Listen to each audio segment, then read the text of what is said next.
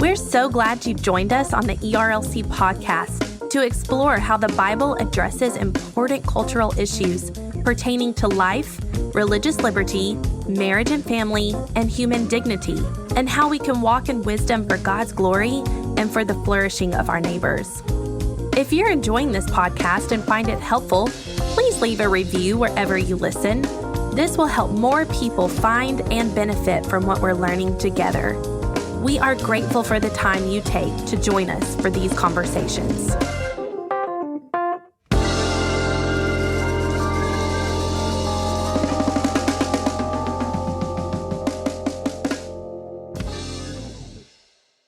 You're listening to the ERLC podcast. I feel like I'm always doing the transition music here. Right now, I'm thinking Doug because my son has been watching Doug. I forgot about that show. Isn't that great?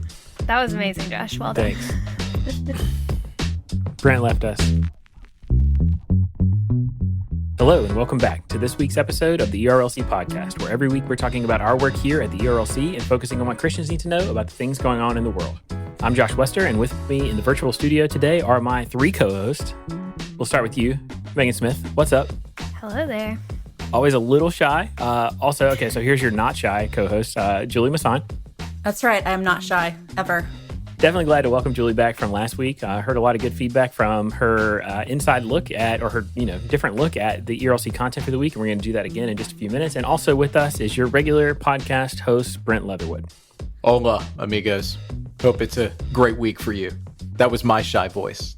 I was wondering, Brent was really holding back there. So anyway, look, guys, it's an exciting day to podcast. We'll just go ahead and break the fourth wall. It's a big day for us here at the ERLC because we're recording this on Thursday morning, and we are doing our Evangelicals for Life digital event, which is the first time we've ever done this all online. So I would encourage you to check it out. But by the time this airs, it will have already happened, but you will be able to see a lot of those videos online if you do miss today's stuff. And we encourage you to check it out because it's going to be great.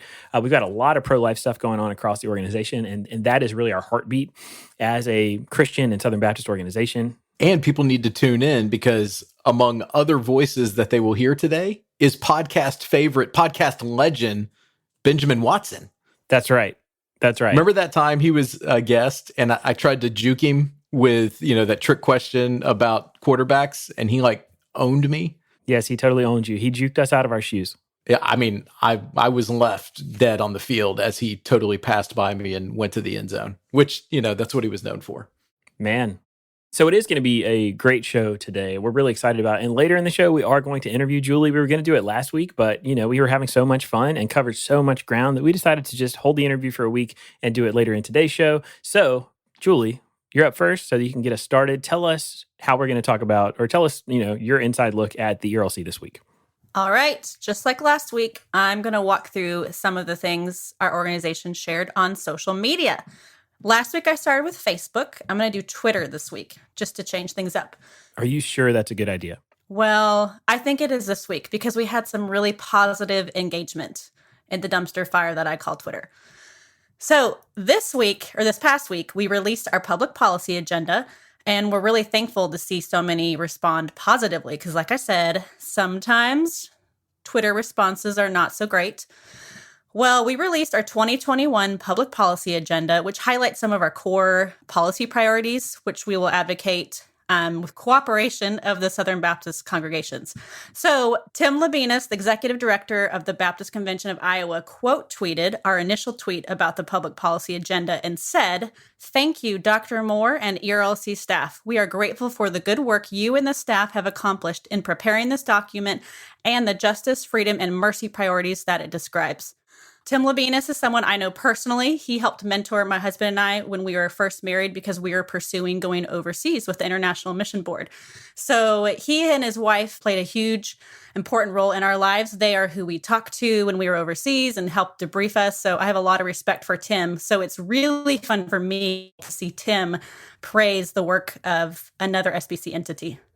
Julie, I just want to come in and back you up there because Tim Labinas is one of the best guys leading in the SBC, somebody that's an incredible partner for us here at the ERLC, and we are thankful for the good work that he's doing there in Iowa. By the way, I can't let this opportunity to talk about Julie. I know we're going to interview her later, but to talk about Julie, she is a native Iowan. Is that right, Julie? You're a native Iowan? I am very much a native Iowan. Yeah, okay. So that's what I thought. And you can tell it comes out in the accent. And also, Julie, don't let us forget to talk to you. Hold up. I would like to clarify. I don't have an accent. I'm lacking an accent. Iowans are accentless. We'll just let the audience decide on that one. And anyway, don't let us forget to talk to you about your time overseas as we do the interview, because that's something that's really important and fascinating and stuff that we can learn from. It's also why you have this weird fascination with all things European. And so anyway, look forward to talking about that later in the show. Okay, we'll put a pin in that. All right. In other Twitter news, there's another guy that I follow on Twitter who I'm very thankful for. I believe he's a pastor and involved with Southeastern Baptist Theological Seminary. His name is Nathaniel Williams. He shared a link to our public policy agenda that came from the Biblical Recorder. And this is what he said: a fantastic public policy agenda for 2021.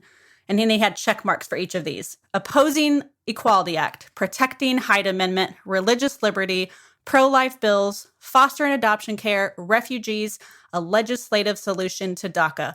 So grateful for ERLC's work. So I really appreciated that Nathaniel shared that. And as a social media person who likes to craft tweets and Instagram posts, I really appreciated that he used the check mark emojis.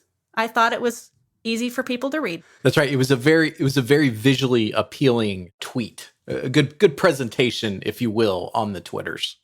It's a great presentation on the Twitters. All right, I'm going to move over to Instagram. We're going to continue to talk a little bit more about that public policy agenda, because when we put out our first post about not only our public policy agenda, but also our DC team and all of the fabulous work they're doing there, I hate to use this word, but I feel like things just kind of exploded in a good way. We instantly had a lot of people commenting and thanking. Our most popular post from the last week was our very first post where we shared this quote: "We work in Washington with joy, no matter who or what party is in power, because our mission is not defined by cultural values or voting patterns. Our mission is defined by a person, Jesus Christ." And we had several comments on that post. Stephanie G said, "Thankful for everything the ERLC does." Jamie W said, "Amen, hashtag all about Jesus." Susan L said, "Thank you, praying for you all." And you guys, Jamie Ivy, she shared to her Instagram stories our Capital Conversation podcast, and her comment said, "I'm so happy to hear about this policy from an organization I trust." Jamie Ivy, that's a big deal. That is a big deal. And we obviously love and appreciate Jamie Ivy. She's got a great podcast. Highly recommend that to you, as well as our partners up in DC with their Capital Conversations podcast. Our audience is very familiar with them.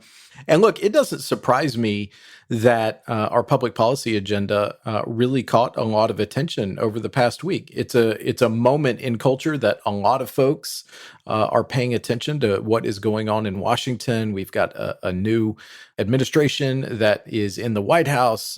Democrats have now taken control of both houses of Congress. It's just a lot of attention focused to it. And look, we bring a missions mindset, right, to what we do. We are the missions agency for the Southern Baptist Convention in the public square. And the public policy agenda that we release each year is one of the main ways that we serve as the voice of Southern Baptists in the public square. And so it doesn't surprise me at all. There's a lot of great content in there. I would encourage folks to check it out if you haven't already, to just see the various policies that we are advocating for in culture, in courtrooms, and on Capitol Hill. That's right.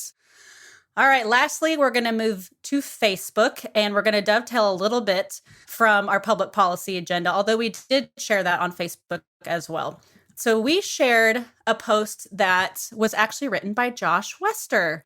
And here's what we said: Instead of acting as cultural critics screaming into the void of social media, we should see ourselves as missionaries with a people to love and a gospel to share. This came from Josh's post called Gender, Sexuality in the Biden Administration.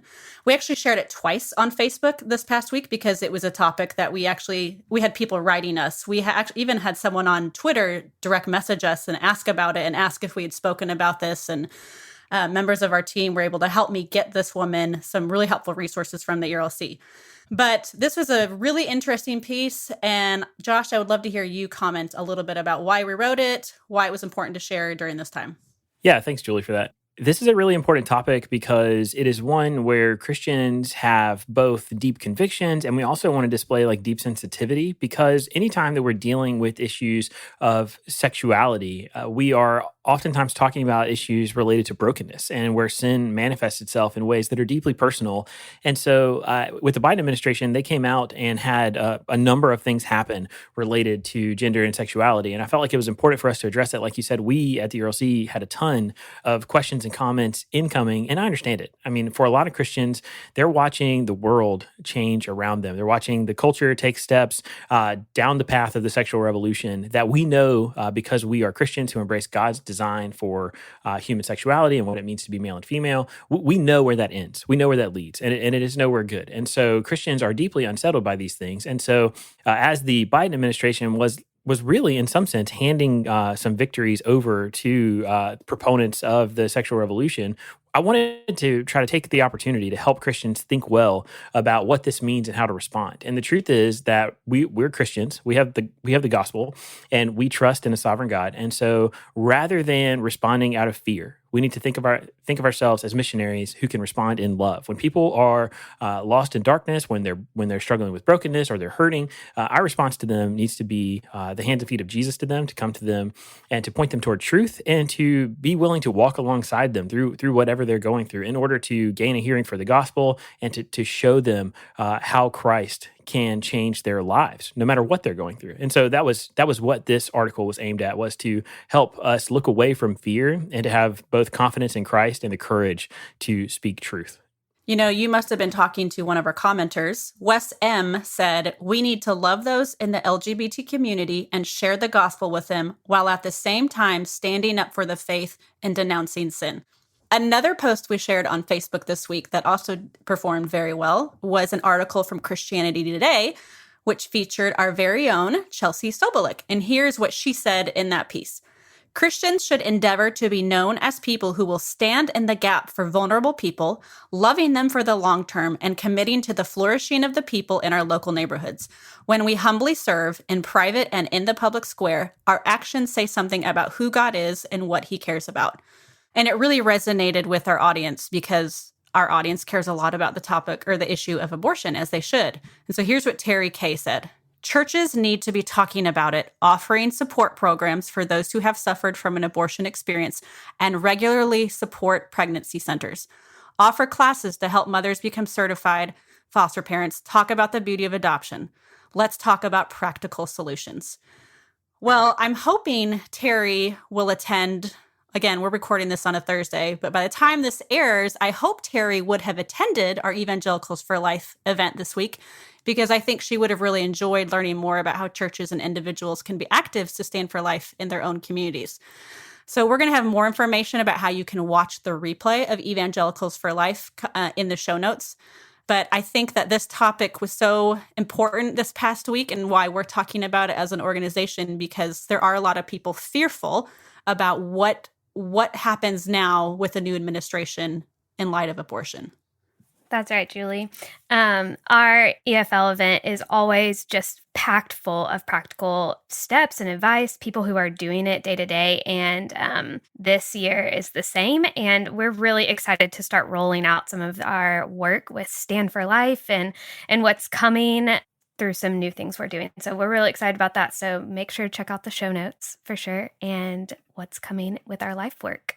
And also, you can check all of our social channels. We will also be posting the link to Evangelicals for Life there. If you're not already following us on social media, you should be.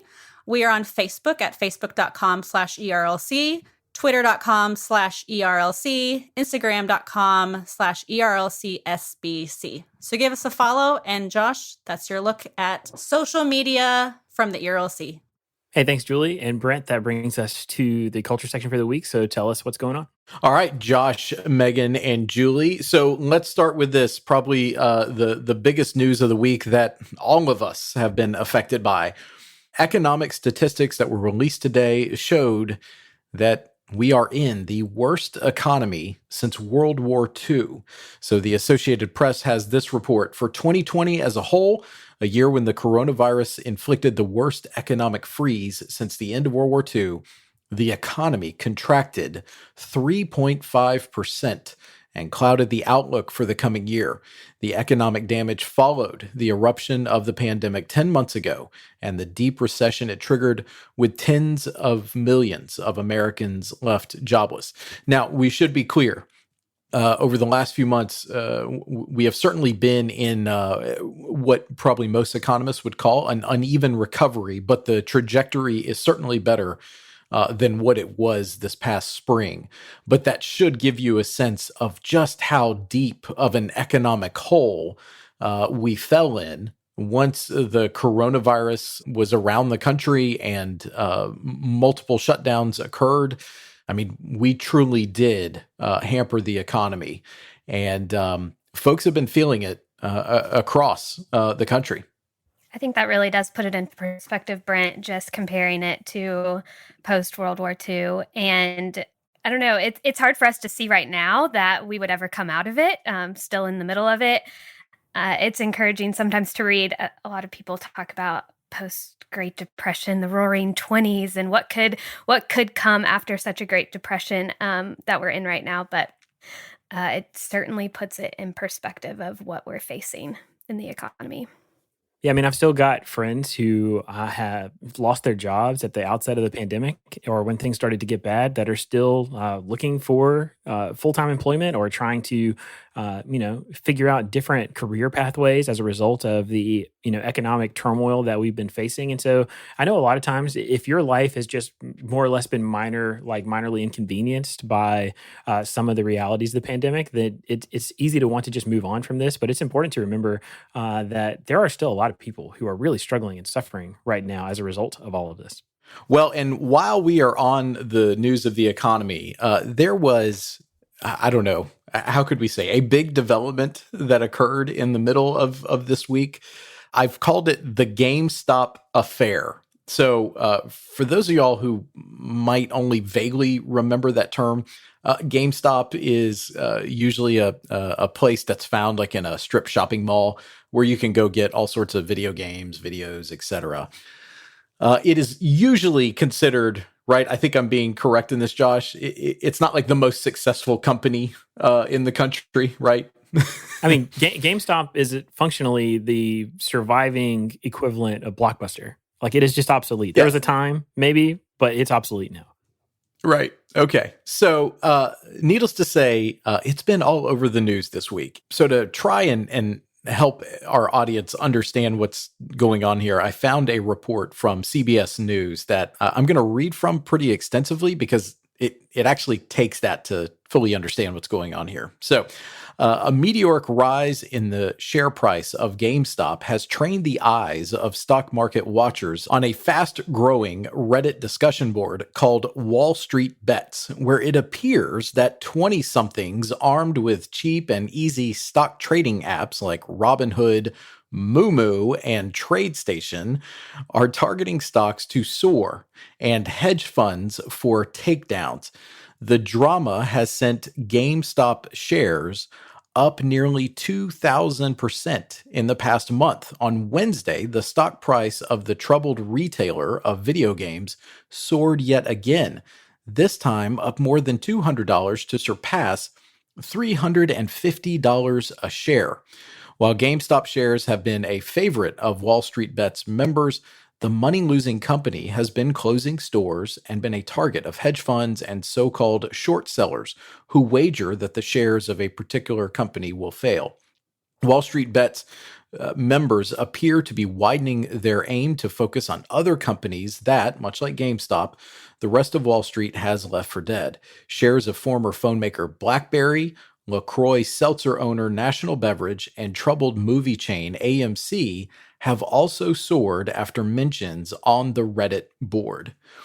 So let's take a step back from this, right? You have people on Wall Street that essentially invest in a company's shares falling, okay? And that's shorting a company. The folks on this particular Reddit board have basically decided to team up to thwart those bets. Is that a good summary there, Josh? Yeah, so I don't want to get out too far over my skis here because this stock trading is not something that I have any real super detailed knowledge of, but I have paid close attention to this story because it is just unbelievable. But yeah, Brent, you're exactly right. These people who are basically trading in shorts or whatever, where they're betting that this company or this, stock is going to go down in value. And then the thing is, they're not just betting that it's going to go down in value. And a lot of times, like these short traders are predatory in that they are intentionally trying to drive down the value of the stock. They'll go online on social media, they'll start trashing these companies, and people look to these people as serious investors. They'll go on television and tell you to dump this stock, that it's going in the toilet, and then they're literally trying to drive down the price so that they can make money at the expense of whoever the person or people that own this company or work for this company. GameStop has a lot of stores and a lot of employees. And now, as somebody pointed out, if they're smart, they could really take advantage of this because they are, at least for a short time, they are flush with cash. I mean, last time I saw their stock was trading at 1,700% higher than it was a couple weeks ago. And so anyway, they're flush with all of this cash right now. And if they decide to try to figure out a different business model, maybe they can have more success than Blockbuster did when Redbox came along and Netflix ended up putting them all out of business. Look, I just want to know, my boys have a Nintendo DS that they get to use when we travel, and they have gift cards to GameStop. And I just want to know if those are going to be worthless now, or should I take them right now and go buy something with their gift cards? That's all I think care about. You're asking the same question that all these people who just bought this GameStop stock are. Like, is this going to be worth anything? Am I going to, is this a sunk cost? But if they're smart, yeah, they can take this moment and capitalize on it, figure out some way to survive, at least for a while. Well, my boys' gift cards have actually sat in my wallet for over 12 months because it's from 2 Christmases ago. So I think they've forgotten GameStop exists. To be fair, they're 11 and 9. This is why I'm anti-gift cards, for the record. Not to take us too far afield from where Brent started, but you give me gift cards, they go in a drawer. You spent your money. The company never loses money. It's really a lose-lose. Also, just want to say this is such a non-partisan issue, Brent. I don't know how far you wanted to take us into all of this, but the fact that we have people from the far right and the far left all agreeing about the fact that what is happening right now in terms of the efforts to stop this kind of Wall Street coup is just insane. And so anyway, if you're paying any attention to this at all, it is a fascinating story. It is just par for the course for what we've been seeing in the 2020 into 2021 ride. Yes. That said, I would offer this note of caution. There will inevitably be a cost here. And I thought that this was insightful. It comes from reporting from the Dispatch, and this is from their kind of summary of what is going on with GameStop this morning. There is a bubble that has occurred, right, because of all of these individuals investing in GameStop, and here's where they pick up. And it's a bubble that is preparing to pop. Wall Street Bets is full of testimony from young and low-income people who say they've staked their whole bank account on this single, insanely volatile stock. When the market falls apart, it isn't just rich people who feel the financial sting. Quote, there's a strong likelihood of many investors that end up with significant losses, near or full wipeouts on their investment, the Heritage Foundation's Joel Griffith told the Dispatch. He continues, so that's a danger. Whatever people's motivation is on these investments, there are real economic consequences, sometimes a gain, sometimes a loss, but without a doubt, this volatility should be flashing warning signals for those that are concerned with taking on enormous amounts of risk for their personal financial futures. So no one really knows exactly how this is going to end. At some point, people could choose to start selling what it is that they have, and they will be able to make out with money. But the stock price will eventually come down, and people that invested, according to this report, huge amounts of money in this, they could feel a lot of pain here. So obviously, this is something to be paying attention to. Yeah, absolutely. I think that that's a really good caution, Brent, because you're going to hear stories coming out of this about people who took their whole life savings and threw it into the stock and made millions of dollars. And yeah, like some people, they hit it just right. It's kind of like putting your life savings into the lottery, though. It's not a solid idea. We're not trying to look you off of investing in the stock market, but that kind of purely speculative market chasing is it can be dangerous and it can ruin people's lives. All right. So while we're looking at GameStop and the online community that has driven up that stock price, it's probably an opportune time to continue talking about technology. And so this next report comes from Axios, and it looks at some of the moves that big tech has made with regard to politics. So they report Twitter, TikTok, and others have all banned political ads from their platforms, while Facebook and Google have started to implement political ad limits around elections and sensitive events. Most of the platforms have started taking much tougher stances on the type of speech they will tolerate from political leaders. Nearly every major Silicon Valley firm has either banned or restricted former President Donald Trump and some of his allies for hate speech or inciting violence, according to those technology firms. And, this is something that we've actually encountered with our own ads. Julie, could you speak to that a little bit? I sure can. It's been pretty frustrating at times. We've been spending a lot of time on this episode today talking about how much the ERLC advocates for life. So we will sometimes run ads to try and let people know about the life work we're doing. And we have had problems getting those ads approved because we're using language that is deemed political. We might use the word pro-life. We might say advocate for life. And the Facebook algorithm, and sometimes actual people who are approving or rejecting ads, see those ads we've written and see them as political, and we have not been able to run them. So we have a fabulous team at the ERLC who can write amazing copy, and our ads analyst, Amanda Hayes, is really, really good, and she has worked with our copywriters to try and tweak our language so that we can get ads approved. But to be honest, we really have struggled the past 6 months getting some of our pro-life ads approved for this very reason. Thanks for that, Julie. So while we're talking about former President Trump, there was an important procedural vote that took place this week. NPR reports after senators were sworn in Tuesday afternoon as jurors in the impeachment trial of former President Trump, Senator Rand Paul of Kentucky quickly pressed for a vote to force lawmakers on the record over the issue of the trial's constitutionality. The Senate ended up voting 55-45 to reject the Kentucky Republicans' argument that the impeachment trial is unconstitutional just because Trump is no longer in office. Just 5 Republicans, Senator Collins of Maine, Senator Murkowski of Alaska, Senator Sass of Nebraska, Senator Romney of Utah, and Senator Toomey of Pennsylvania, joined Democrats in voting to table the motion. Essentially, what this was kind of a pre-vote, if you will, for the impeachment vote itself, just to see where folks were. And what Senator Paul was hoping to accomplish was to show that there are not enough votes there to convict. And just as a reminder, 2/3 of the Senate must vote to convict in order for that to take effect. So it will be interesting to see as this timetable continues moving forward, just exactly what will happen, both with the shape of the trial itself in the Senate and then obviously the final vote. Moving on to coronavirus. We just read from NPR, and they had another really good article this week that explained this. An overview from the Centers for Disease Control and Prevention, authored by 3 of its scientists, represents the clearest view yet of the facts behind what has become a heated debate over when and how schools should reopen. The CDC report says data from reopened classrooms show that, quote, the type of rapid spread that was frequently observed in congregate living facilities or high-density work sites has not been reported in education settings in schools.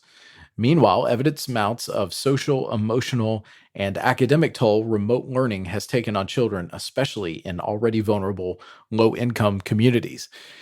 This is, the most interesting development I've seen since this conversation began over schools reopening or not. And look, I think we all have to admit there has definitely been a toll taken with children not being in the classroom. And that is especially the case in your younger children, where frankly, utilizing Zoom, while it might be great for those of us who are able to work on that platform, it's just not ideal for children to continue learning.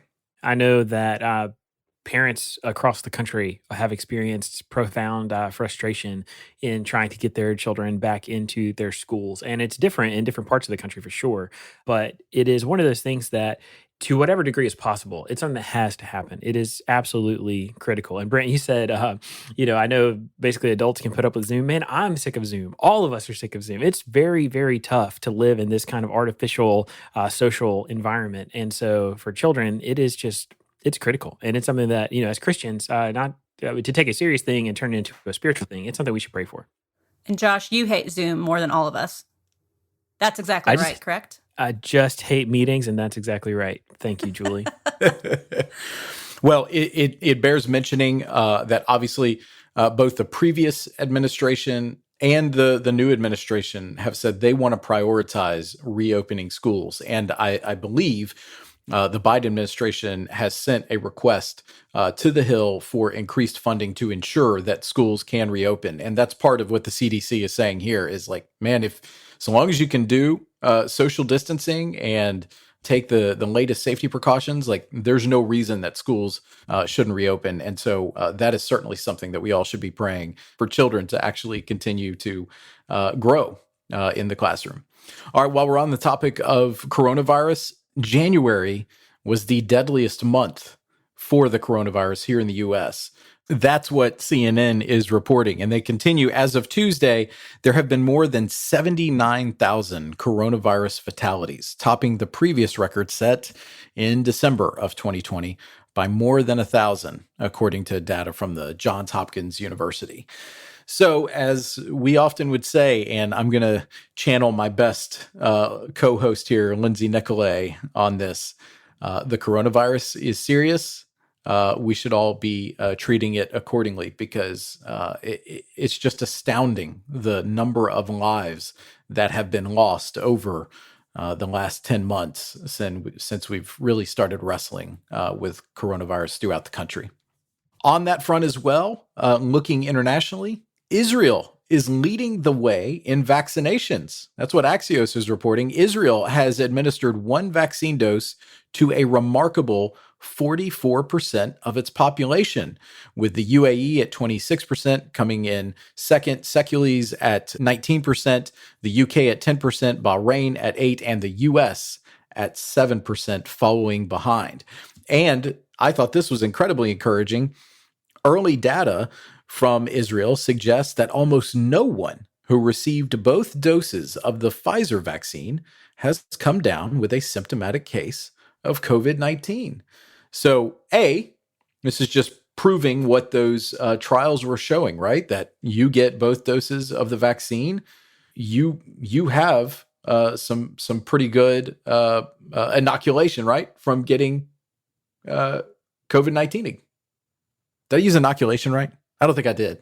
Immunity is the word you're Immunity. Immunity is the word I was looking for. What is another I word? Turning to Baptist news, Baptist Press reports that Lifeway Christian Resources has entered into a contract for the sale of their building in downtown Nashville. Contract terms, including the sale price, have not been disclosed.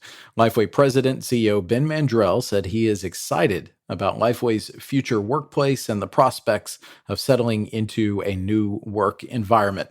Y'all, I got to tell you, this kind of came out of nowhere. I know that Lifeway has been doing some innovative things to restructure, but to know that they're not going to be just down the street from our office, it was unsettling news to say the least. I agree, Brent. When I read it, I was just kind of sat back and was like, man, that's just kind of a bummer. As somebody who's worked at Lifeway before, I didn't work at the new building, but I did the whole transition before they built their new building, and I was so excited for them to have that new space. It's beautiful. I understand that Ben is making the best and wisest decision for Lifeway to keep it going the best he can, but it is really hard. And as somebody who worked for Lifeway instead of working in the building, I worked Fuge camps for so long. It was always like so exciting to go and to think about going and seeing where people worked. And we won't be able to do that anymore necessarily. Fun fact, I actually got to go talk to some of their leadership team because once they were in the new building, at one point they were considering opening up part of the building as a co-working space. And so I got to go present about co-working because of my experience with WeWork. So it was an amazing building, and I was just impressed with the spaces and how people were able to use those spaces. So I was pretty sad to hear that news. Well, and look, if there's any entity within SBC Life that is well positioned for working from home and remote working, it's Lifeway, because they've been pioneers with that for the last couple of years. But we're gonna continue praying for the success of our sister entity, and we're just thankful for all the good work that they do there. Speaking of our sister entities, another one is IMB, and they just continue to do incredible work. Baptist Press reports the International Mission Board's 175 years of ministry among the nations has resulted in the formation of, get this, 140 Baptist conventions and unions in 73 different countries. These conventions and unions are reaching their own people and are sending their own missionaries to spread the gospel. These Baptists come from myriad countries spanning the globe, from the Southeast Asian nations of Indonesia and the Philippines to Spanish-speaking countries like Ecuador and Cuba. And I just thought, I wanted to highlight this because it was a great story in Baptist Press, and it just shows that even in the midst of this pandemic, when we all are thinking about how isolated we are, the great missionary work of IMB continues.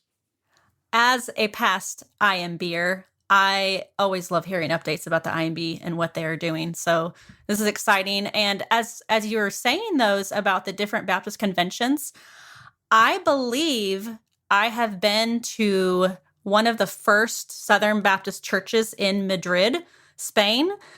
We were just there for some kind of partnership thing, but I believe it might have been one of the very first Southern Baptist church plants in Madrid, Spain. And I've been to a Baptist seminary in Spain. We got to spend a couple of weeks there doing some training. So I felt a little nostalgic when you were reading some of these stats. I've actually never heard the term IMBer. It kind of feels like a Mouseketeer, like a former Mouseketeer who's on the Mickey Mouse Club, show. So, yes. All right.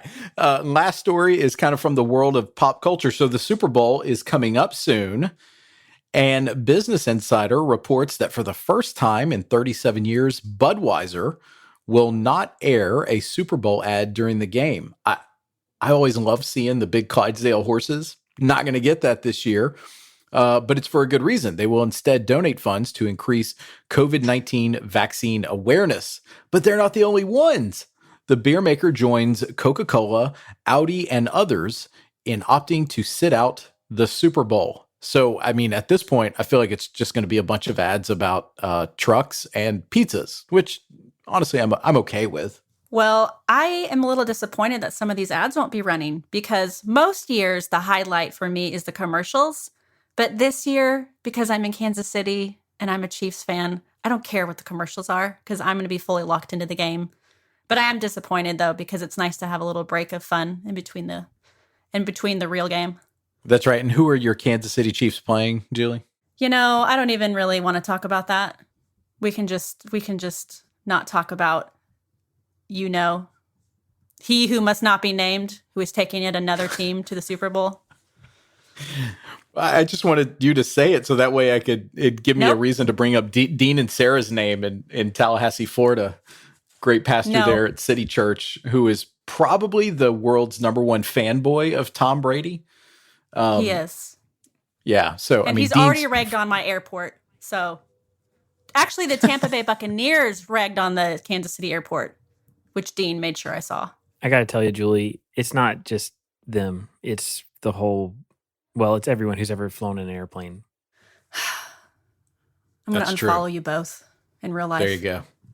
All right. So anyways, The Kansas City Chiefs will be hosted by the Tampa Bay Buccaneers. And hey, this is a little factoid for y'all.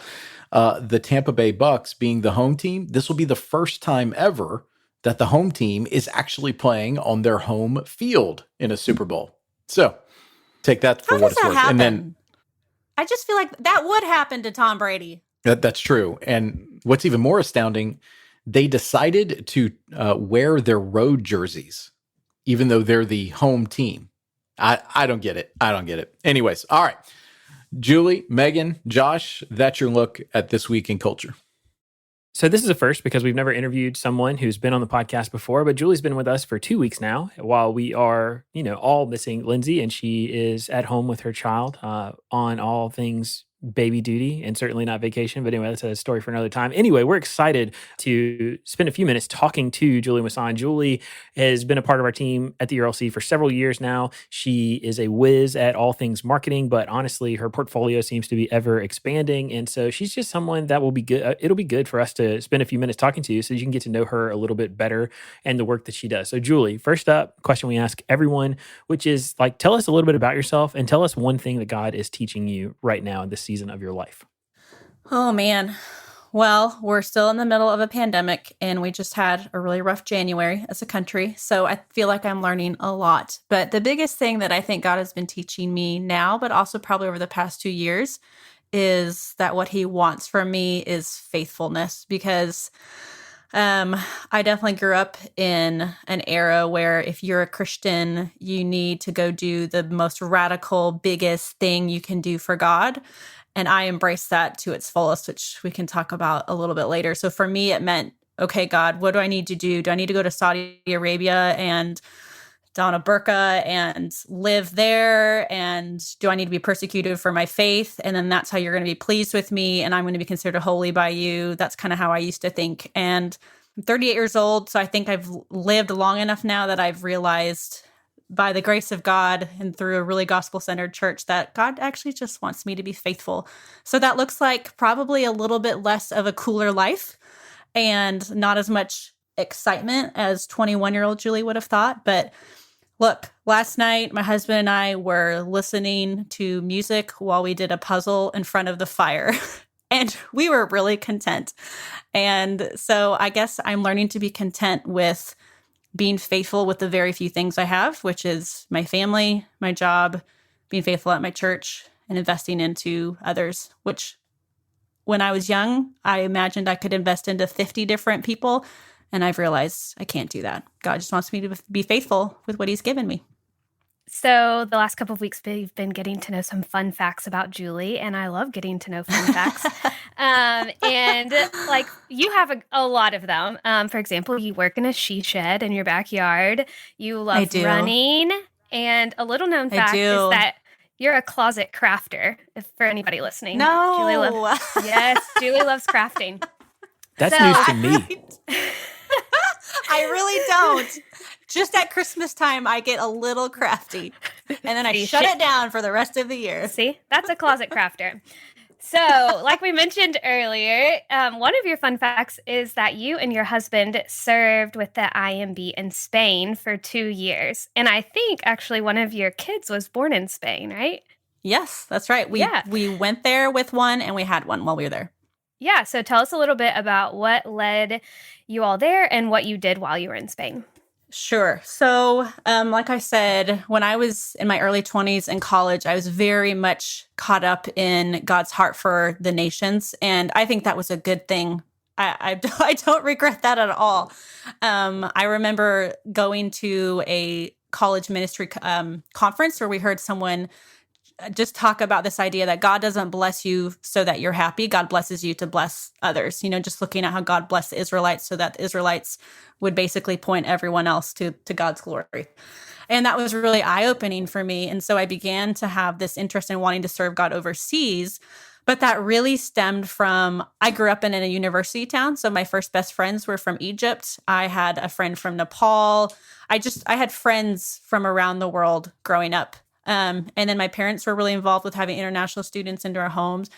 And then I lived on an international floor in college. So as God started capturing my heart and I was living amongst these international students, I really wanted to see what it would look like to serve God overseas. But to be honest, a lot of that was driven by, Tim Labinas, who we talked about earlier. He would say everyone goes overseas for the wrong reasons. And I think I pursued, quote, mission work or missionary work, which I hate using those terms. I pursued that out of a desire to prove to myself and to prove to God that I was good enough, holy enough, righteous enough. So I would say probably went with the wrong motives, but God used that time. So we were on the North African church planning team. We were terrible at our jobs. And people always look at me weird when I say that. Prior to going to Spain, we both had regular jobs. Jesse worked at a bank. I was a teacher. And through those relationships that we had, we were intentional and strategic and tried to share the gospel with people. But when we went to Spain, we didn't have regular jobs because you could not get in with a regular visa. We actually had missionary visas. And so that just made things difficult. We've had some really good relationships with North Africans and Spaniards, but we learned while we were there that we are best suited to be in jobs where either we're doing support work, which is why my husband is a counselor, and why I'm doing the stuff that I'm doing out at the ERLC. This is a much better fit than being a frontline IMBer person doing kind of those frontline evangelistic efforts. We very much cared for the friends that we made, but I personally just felt like a complete failure as a missionary. But living in Spain for 2 years was really good for us. It really expanded our worldview to see what God is doing in other parts of the country. We were really involved with the Spanish church, and that was an incredible blessing. I got to see a church that was not part of the big culture, did not have a huge convention, and they were just faithful. Again, going back to that thing I've been learning, our Spanish church we were part of was really faithful with where they were at. And I'm so, so grateful for our time in Spain. All right, Julie. So that was your time before joining the ERLC team. Let's talk about your work now. What is it like doing your job in a time of such, cultural chaos that we are living in right now? Cultural chaos is a good word. I mean, for us at the ERLC, we've had a lot of transitions over the past year, and all of the transitions hit when the pandemic was hitting. And so that's been unique, I think, for me personally. But because I'm responsible for our social media channels at the ERLC, there's been various times over the past year that I've had to intentionally just make sure I'm not checking our social media all the time, because there's been times where there's just been so much terribleness. That's probably not a word, but that's the best way to describe it. There's been so many things happening on social media that as a huge feeler, it's like I couldn't handle all the emotions I was seeing, whether it was coronavirus, whether it was the racial things happening this past summer or the election. Sometimes I just had to step away, which was hard because I work in a sector that has to be engaged on social media. So I would say that has been difficult. Maybe not difficult. That feels a little too first world. It's just been something I had to work with and make sure I set up boundaries. But my husband built me a she shed shortly after that pandemic really hit. And so while everything is in upheaval out there, I have a cozy little she shed to work from. And it's kind of like my little sanctuary. And I'm not sorry about that. I feel like my she shed helps me do my job better, because especially when the kids were at home, and I still have one of my 3 kids is actually at home 3 days out of the week because she does hybrid. She can do her schoolwork and do her Zooms in the house, and I get to come out to my office and work in peace. It's a really good fit. Okay, Julie, we've been talking a lot in the last couple of weeks. You've been updating us on ERLC social content and comments that we get from people day in and day out. What advice do you have for Christians as they engage online? I think you need to engage in line like you would in real life. I notice that tends to be, sometimes you'll talk with someone and they'll say, oh, that other person, I know they're kind of rough online, but in person, they're really kind. And I just think that doesn't work. I think how you act online is how you are in person. And so you can't be both. You can't be one way in person and then be a jerk online. You need to be consistent, I would say. So I guess if you're going to be a jerk online, you should also be a jerk in person. But also, if you're a Christian, don't be a jerk, whether you're offline or online. That's my advice. That is sage advice, Julie. I try. Okay, Julie, we kind of touched on this earlier because obviously one of the reasons that you live in Kansas City is because it's just a short drive up to Iowa to get to the airport there. But if you didn't live in Kansas City, where would you want to live and what would you be doing? Well, I feel like my friend Jonathan Howe and my colleagues at the ERLC would like me to answer Nashville. But truth be told, if we couldn't live here in Kansas City, we would love to be back in Spain. So we would probably go there in a heartbeat. But also, I wouldn't mind living in London. I love all things Europe. I didn't mind being in postmodern Europe. I thought it was easy to get into spiritual conversations with people. They weren't weirded out by you, even if they thought what you believed was super archaic and crazy. I love Europe, and we would go back there in a heartbeat. Julie, actually, I'm really glad that we wrapped up there. One, because I know that I give you a hard time about all of your fascinations with European things, but I think the thing you just said is actually really helpful for a lot of Christians to hear, which is that sometimes when we think about other parts of the world that maybe we would think of as post-Christian, that seems really intimidating. It seems like that's a world where Christians would be ostracized or really would just suffer in or have a hard time living in. And you being in what we think of as the secular West, and having lived in Spain, you have firsthand testimony of what it was like to be there as a Christian, and your family not only survived, you just said you would go back. So I think that's going to be really encouraging to a lot of people. And I would say in Spain in particular, because it's a kind of nominal Catholic country, I was able to have really good conversations with my best Spanish friend there, who she would probably say she's a Christian, and that also opened up better conversations than even talking with maybe a nominal person here in the States. So I think there's a lot of opportunities for people to engage in spiritual conversations in Europe. Don't be scared. Again, sage advice. So, Julie, thanks so much for letting us sit down and do the interview with you here today. That was really helpful. And the work that you do at the ERLC is indispensable because without you and your team, it's fair to say a lot of people wouldn't know about the work that we're doing. So thank you so much for all of your great work in all of those areas. Aw, thank you. It is my pleasure. So now it's time for the Lunchroom, where every week we tell you about the things we've been talking about with one another. Julie, you're up first this week, so tell us what's on your mind.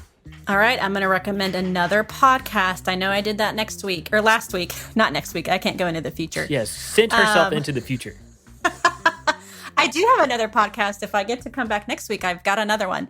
But for this week, I'm recommending another podcast specifically for parents. It is called Bedtime History. If you are a family that likes history, this is a podcast. Our family loves history. So I listen to this podcast, not every night, but I listen to it with my boys. And it's short. They're not super long. They can range between 8 to 18 minutes. And he covers a wide variety of characters from history. And what I like about it, it's not the most enthralling or engaging podcast you'll ever listen to, but that's a good thing because your children are listening to them at bedtime. There's no noises, there's no music. It's just someone reading a story about a character from history. So he's covered everything from the Marquis de Lafayette, history of Minecraft, Clara Barton, history of Thanksgiving, Guy Fawkes, all kinds of things. So my boys really enjoy it. I enjoy it. If you love history, check out the Bedtime History podcast. Julie, that's really good. Can I just say how great it is that you have a breakfast podcast and a bedtime podcast? Like that is just, the symmetry there is just too much for me. Brent, you're up next. Tell us what's on your mind. So I highlighted a story last week from the BBC for the life group that I lead at church. And it was all about why you are more creative in a coffee shop. And I realized that there's probably a few of us, both on this podcast and who listen to this podcast, who miss just being able to randomly go into a coffee shop, sit down, do some work with a nice cup of coffee and just kind of, whittle the day away. Obviously, we can't quite do that in the midst of a pandemic as much as we would like. But from the story, this is why it says we are more creative. Quote, there are many ways coffee shops trigger our creativity in a way offices and homes don't. Research shows that the stimuli in these places make them effective environments to work. The combination of noise, casual crowds, and visual variety can give us just the right amount of distraction to help us be our sharpest and most creative.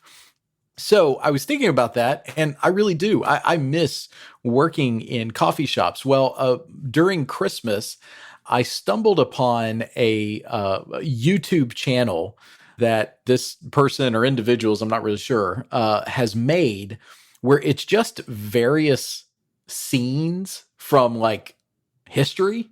So like you can go back to a Roman library, a Victorian coffee shop, or my personal favorite, a living room at Christmas in the 1940s.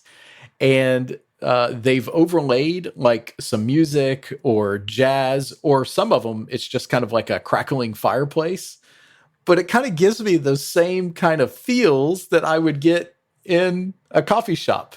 And for those of y'all who have been longtime listeners, you probably know that my son, Rhett, is a huge fan of trains. There's even some of these videos that are shot, or I guess placed in a moving train, which he absolutely loves. So that's what I brought to the virtual lunchroom today. Brent, I just want to commend you on 2 weeks shops in a row. Like absolutely excellent takes from you coming in the lunchroom. So that's the kind of content people are here for. And I will echo what Julie said, because man, I hate meetings, but I love working in coffee shops. I love meeting in coffee shops. I love reading in coffee shops, and Me I too. can't wait. I can't wait to get back, Yes. and I don't want to go and do that in a mask. So for now, I'm just sitting at home. Well, Josh, there's one on there that like you especially need to check out. It's actually the newest video that's been uploaded. It's the cafe where J.K. Rowling wrote Harry Potter. And it's 3 hours of just sitting in that scene. So that's for you, bro. I'll be there for the rest of the day. I want that. So as Liz Lemon would say, I want to go to there. Oh, thank you for the Liz Lemon reference. I appreciated that. I know no one else will, but I appreciated it. There you go. All right. Well, Megan, we're all in the lunchroom. It's your turn. Tell us what's on your mind. Okay, so I hate to bring another podcast to the lunchroom, but this is just something I've been telling everybody about. Something I'm in this year is the Bible recap, Bible reading plan. And I just wanted to do something different this year with my Bible reading and be a little disciplined more than normal. And so the Bible recap, it's a reading plan you get on the Bible app, which is great because I love a checkbox and it's so helpful. And then at the end of every day, there's a podcast that goes along with it where Carol Lee Hobble, she just recaps what you've read. And it's so helpful. Like, especially like deep into the Old Testament of Bible reading. It's chronological as well. It just helps so much to just recap what I've learned and actually digest it, I feel like. So that, if you need a good resource for that, the Bible recap is amazing. And I'm telling everybody about it. Once again, at least one of us has something spiritual and the rest of us do not. Good job, Megan. You win the award this week. Well, I am really proud of Megan. And honestly, personal Bible reading is the thing that probably more than anything else has changed and shaped my spiritual life. So if this is a resource that can help people do that, like absolutely, definitely check it out. Having said that, I'm going to have to get somebody on Julie's team to give me the stats, because we keep recommending podcasts that people should listen to. And it makes me wonder, is this hurting our podcast and recommending so many? But the truth is, like, we want to be a conduit of good resources to you guys. These are worthwhile and worthy resources for you to invest your time in. And I actually have one more this week. Sorry to let you down, Julie. I thought I was going to bring something funny, but this week I started reading a book that has been talked about a lot in evangelical circles. It's called Reading While Black. It's by Esau McCaulley, who's a New Testament scholar that studied under N.T. Wright, and I think he's now a professor at Wheaton College. I started reading this book this week, and so I can't even give you a tremendous amount of insight about it. The thing that struck me is that he's dealing with one of the most difficult issues in evangelicalism and still in modern day America about race. And he's specifically looking at things related to race in the church. And what struck me so far is that not only do I find his insights to be valuable and true, but he is so careful and so fair as he is engaging with other traditions and as he is navigating the contours of a really, really difficult conversation. So Reading While Black, it's a book that a bunch of people put on their end of year or best of list at the end of the year last year. And it's one that I definitely plan to finish over the next week or so. And so anyway, I've found it already to be helpful, wanted to commend it to you. Well, that's going to do it for today's show. We just want to say, as always, thanks so much for listening. We really appreciate not just the fact that you tune into the podcast each week, but the feedback that you guys send us related to the things we talked about, or pieces you found helpful, other recommendations, sometimes fact checks. We really, really appreciate all of that. If you like the podcast and want to help us spread the word, would you consider sharing this episode on social media or going into your podcast app and leaving us a rating or a brief review? I know a lot of you guys have done that, and it has made our podcast even more accessible to more people on various platforms. And so we really, really appreciate your support in that way. And for Julie and Megan and Brent and myself, we want to say thanks so much for listening and being a part of the ERLC podcast. And we look forward to being back next week with more content.